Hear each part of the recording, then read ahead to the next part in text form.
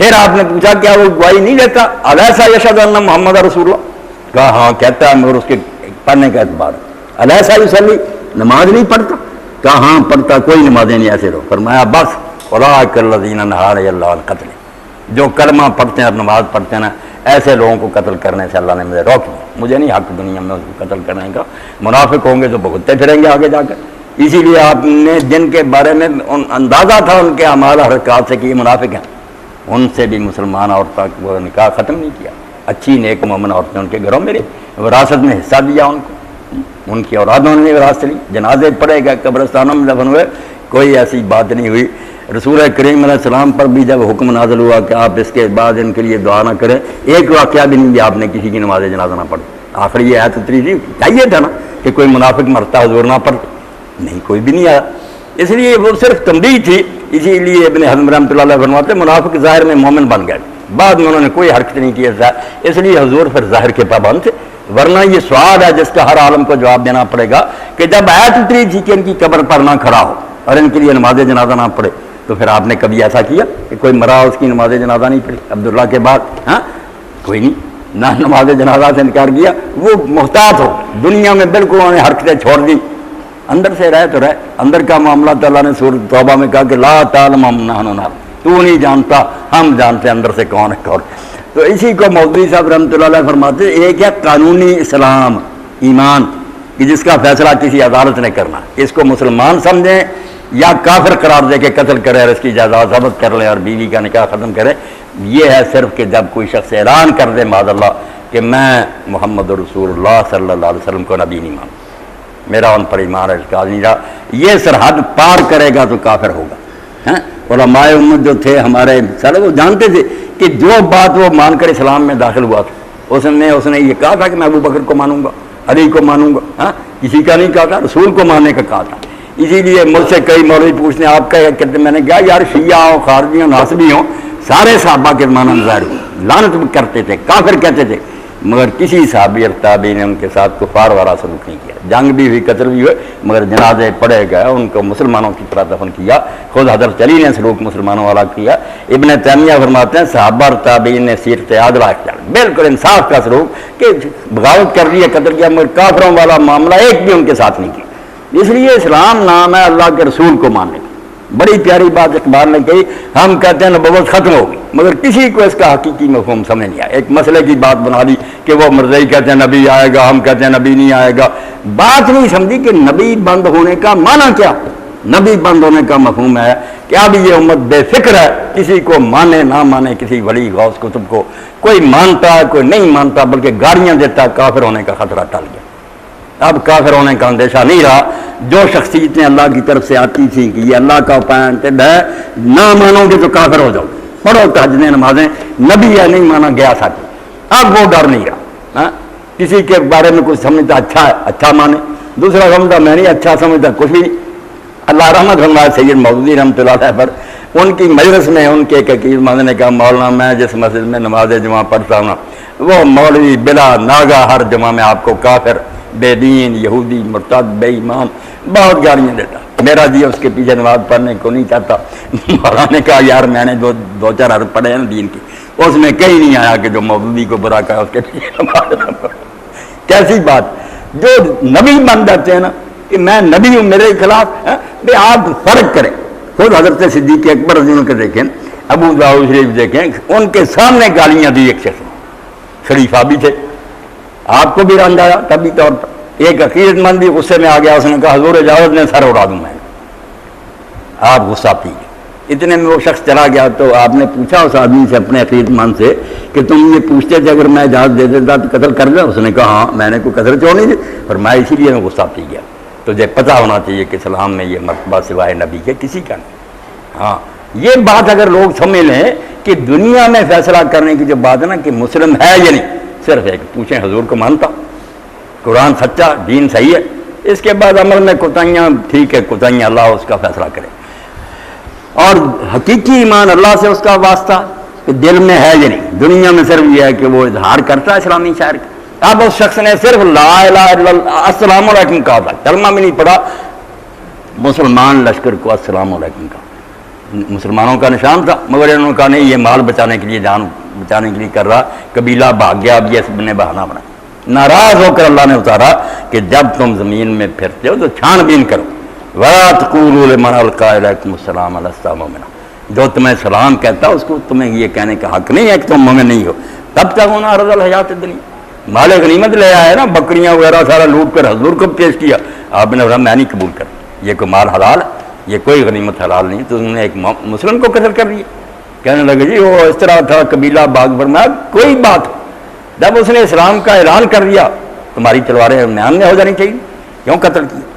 دنیا کا مال چاہتے ہو، فَعِندَ اللَّهِ مَغَانِمُ كَثِيرَةٌ، یہ دنیا کے مالوں کو چھوڑو، اللہ کے پاس بڑی غنیمتیں ہیں، دنیا بھی دے گا اور آخرت میں میرا نام ہے، اس کا خیال کیا کرو، یہ بکریوں وغیرہ کے لالچ نہ پڑو۔ كَذَٰلِكَ كُنتُم مِّن قَبْلُ فَمَنَّ اللَّهُ عَلَيْكُمْ فَتَبَيَّنُوا، اللہ نے کہا اب تم بڑے بنے پھرتے ہو، چودھری دارالاسلام نصیب ہو گیا، مدینہ اسٹیٹ بن گئی، امن سے رہنے لگے، تم بن گئے بڑے متقی، لوگوں کو قتل کرتے پھرتے، پہلے تم بھی ایسے تھے کہ اپنے اپنے قبیلوں میں رہ رہے تھے، بے بس تھے، ہجرت نہیں کر سکتے، اگر اس وقت اسلامی لشکر تمہیں قتل کرتے پھرتے، مانتے ہی نہ تمہیں مسلم، کیا بنتا پھر؟ تم بھی تو پہلے اسی طرح بے بس اپنے قبیلوں میں رہ رہے تھے، تو اللہ نے تم پر فضل فرمایا، ایک بیس بن گئی، علاقہ مل گیا، تم یہاں آ گئے، تو اب تمہیں بھی چاہیے کہ اگر ایسے بیچارے کوئی مجبور مسلمان رہ رہے ہیں اپنے علاقوں میں، ان کو قتل نہ کرو، فتبین، اچھی طرح تحقیق کیا کرو، ان اللہ کان بما تعملون خبیرا، اللہ جو کچھ تم کرتے اس سے باخبر ہے۔ دونوں فریقوں کو سمجھا دیا کہ اگر وہ دھوکہ کر رہا ہوگا اللہ اس کو بھی جانتا، خود فیصلہ کر رہے گا، قیامت کے دن نبت لے گا اس، تمہیں مارنے کی ضرورت نہیں، وہ فریب کرے گا، اللہ اس سے نپٹے گا۔ اور اگر تم نے لالچ میں مارا نا، بہانے بنا کر کے نہیں یہ وجہ تھی وہ مسلمانوں کا، تو میں تمہاری کرتوتوں کو بھی جانتا ہوں، مجھ سے کوئی چھپا نہیں ہوا، تم مجاہدین بھی محتاط رہنا، غلط قدم نہ اٹھانا، اور وہ بھی فریب کریں گے تمہیں۔ یہ احکام اللہ تعالیٰ نے اس زمانے میں اتارے کہ مسلمان صرف السلام علیکم کہہ دے کوئی اس کو چھیڑے، جب السلام علیکم کے علاوہ السلام علیکم تو بعض عیسائی بھی کہنے لگے، سیکھ گئے نا ہم سے، پہلے کبھی نہیں کہتے تھے، اور لا الہ الا اللہ کا اعلان کرے، محمد رسول اللہ کا کرے، صاف گواہی دے اللہ کے، اللہ ہونے کے رسول ہونے کی، اور چھپ کر بھی نہیں، سپیکروں پر۔ علامہ اقبال فرماتے ہیں وہی ختم نبوت کے بارے میں، لا نبی بعدی ذی احسان خدا سے۔ اب مولوی حضرات تمہارے لیے تو یہ علم اکرام کا مسئلہ رہ گیا کہ نبی جاری ہے نہیں، تم نے ایسے اعلان کی اہمیت کو سمجھا ہی نہ، کہ اعلان کر کے کتنا آزادی کا اعلان خدا نے کر دیا کہ لوگوں کی گردنیں آزاد ہوگی، کیا بے فکر ہو جاؤ، کسی کے نام ماننے سے تمہارے ایمان میں کوئی خلل نہیں آئے گا، رسول اللہ کو مانتے رہو اور کوئی بات نہیں، چھان بین کی کوئی بات نہیں۔ اس پر شیخ اکبر محی الدین ابن عربی اپنا واقعہ لکھتے ہیں، اتنے بڑے صوفی کہ میرے شیخ تھے ابو مدین مغربی رحمۃ اللہ علیہ، یہ شیخ عبد القادر جیلانی رحمۃ اللہ علیہ کے خلیفہ تھے، بہت بڑے ولی تھے، کہتے ہیں ایک شہر کا عالم ان کے خلاف تھا، میں اپنے پیر کی وجہ سے اس عالم سے نفرت کرتا، اس سے دوستی نہیں کرتا تھا، اس سے ملتا جلتا نہیں تھا۔ خواب میں نے اللہ کے رسول علیہ السلام کو دیکھا، سخت غضب اور ناراضگی کی حالت میں۔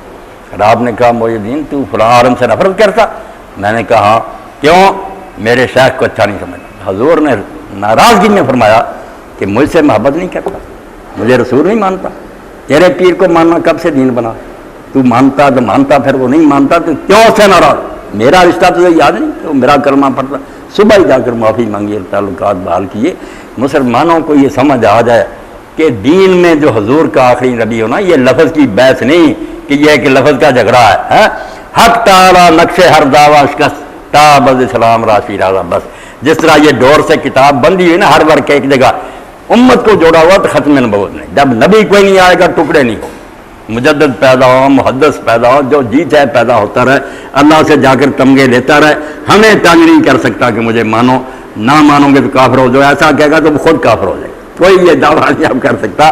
دعوے کا اللہ تعالیٰ نے نقش توڑ دیا، دعویٰ نہیں اب کسی نے کرنا، اور اسلام کی شیرازہ بندی قیامت کیا کر دی کہ جب تک حضور پر امت متفق ہے وہ ایک۔ اور یہ یقین صاحب فرما رہے تھے آپ کے سامنے کہ رسول اللہ کو ماننے والے، حضور نے یہ دو حدیث پاک فرمائی، کوئی خرابی کی وجہ سے آلے کی بات حکیم صاحب کی سمجھ میں نہیں، آپ کی یہاں سے کئی لوگ شکایت کر رہے تھے، بات تو یہی تھی کہ حج کا دن تھا، آخری حج رسول کریم علیہ السلام کا، آپ کھڑے تھے پاس ہی جمرے کے، ٹنکریاں مارتے تھے، اور وہاں آپ نے فرمایا کہ آج کون سا مہینہ ہے، لوگوں نے سمجھا کہ مہینے کا تو حضور کو پتا ذوالحج ہے، شاید کوئی حضور اور نام رکھنا چاہتے، چپ رہا کہ اللہ رسول بہتر ہے۔ پھر آپ نے فرمایا کیا یہ ذوالحج نہیں ہے؟ انہوں نے کہا ہاں۔ پھر پوچھا کون سا شہر ہے؟ پھر لوگ چپ رہے کہ شاید کوئی نام رکھے۔ آپ نے فرمایا بلد حرام نہیں، وہ شہر جہاں کتنا اللہ نے پابند کیا ہوا، یہ دن جو ہے یہ یوم النحر نہیں ہے۔ پوچھنے کے بعد فرمایا جب تین چیزیں اکٹھی ہیں، دن حرمت والا، شہر حرمت والا، مہینہ حرمت والا، تو مسلمانوں تمہارے مال، تمہاری جانیں، تمہاری عزتیں ایک دوسرے پر اسی طرح حرام ہے جس طرح آج کا دن، آج کا یہ مہینہ اور آج یہ شہر حرام ہے۔ جو حرمت رغب ان کا تمہارے دلوں میں، یہ جانو کہ مسلمان کے مال اور جان کی یہ قیمت ہے۔ اسی لیے رسول کریم علیہ السلام نے فرمایا کہ اللہ کے نزدیک جو سود ہے ماں سے زنا کرنے سے 36 گنا زیادہ اس کا جرم ہے، ایک درہم کا۔ مگر اس سے بھی بڑھ کر سب سے بڑا جرم یہ ہے کہ کسی مسلمان کی آبرو جو ہے نا اس پر حملہ کریں، کسی مسلمان کو آپ ذلیل کریں، اس کے بارے میں جھوٹی باتیں کریں، اس کے دوستوں اور لوگوں کے سامنے چاہیں کہ اس کا وقار نہ رہے۔ فرمایا استعارہ مومن کی عزت پر تم نے حملہ کر دیا۔ یہ تو اس سے بھی بڑی حرمت کی بات تھی کہ کلمہ گو تھا، اس کے دل کا لحاظ کرنا تھا، اس کا دل رنجیدہ نہیں کرنا۔ اسی لیے اللہ کے رسول علیہ السلام بار بار کہتے تھے کہ اکرام المومن جو ہے کہ مومن کی عزت کی جائے اور اس کو خوش کیا جائے۔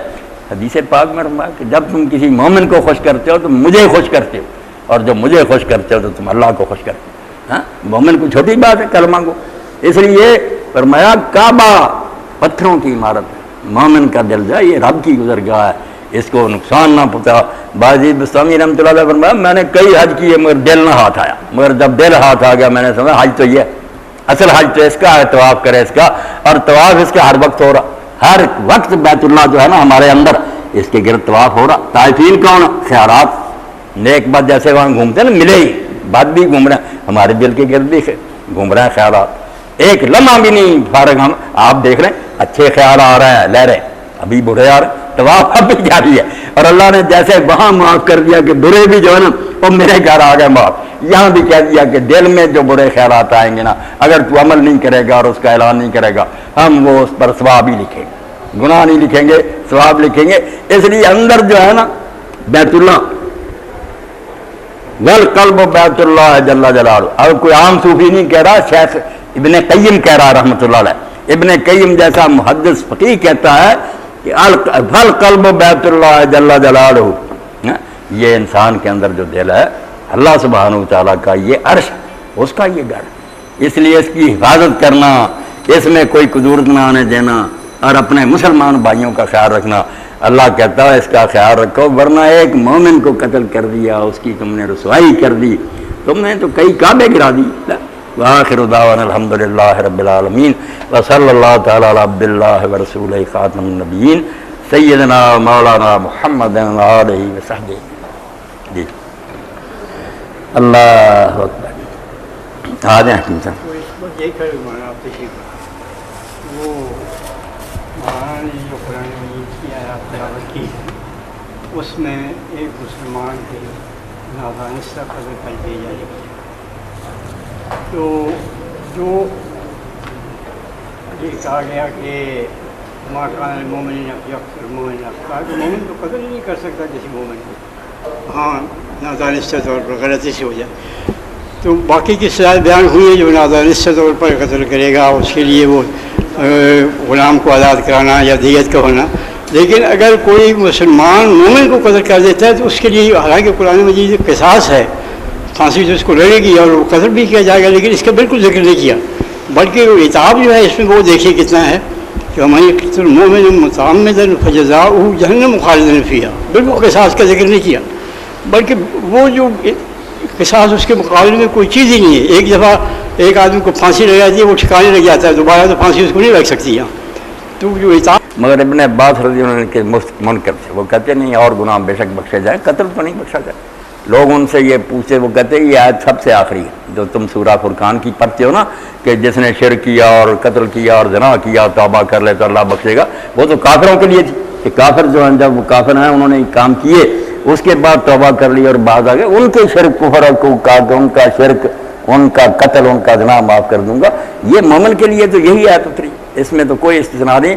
سعید ابن جبیر کہتے ہیں جب یہ جھگڑا ہوا کہ قاتل کے لیے بھی معافی ہے جان بوجھ، تو میں پھر کوفہ پہنچا، کوفہ سے سفر کر کے آیا، ہاں وہاں